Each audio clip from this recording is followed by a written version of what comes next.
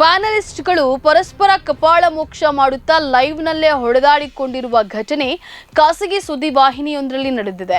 Islamic ಬೋಧಕ ಜಾಕಿರ್ ನಾಯ್ಕ್ ಅವರ ಪಾಕಿಸ್ತಾನದ ಭೇಟಿಯ ಕುರಿತಾದ ಆಂಕರ್ ಅನುರಾಗ್ ಮುಸ್ಕಾನ್ ಅವರು ನಡೆಸುತ್ತಿರುವ ತಾಲ್ ತೋಕುಕೆ ಜೀ ನ್ಯೂಸ್ ಚರ್ಚಾ ಕಾರ್ಯಕ್ರಮದ ಸಮಯದಲ್ಲಿ ಈ ಘಟನೆ ಸಂಭವಿಸಿದೆ.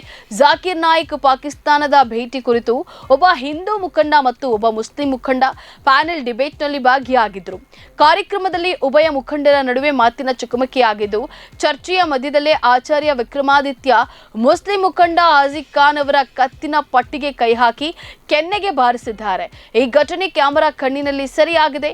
ಈ ವಿಡಿಯೋ ಸಾಮಾಜಿಕ ಜಾಲತಾಣಗಳಲ್ಲಿ ವೈರಲ್ ಆಗಿದ್ದು, ಪರ ವಿರೋಧದ ಚರ್ಚೆಗೆ ಆಸ್ಪದ ಮಾಡಿಕೊಟ್ಟಿದೆ.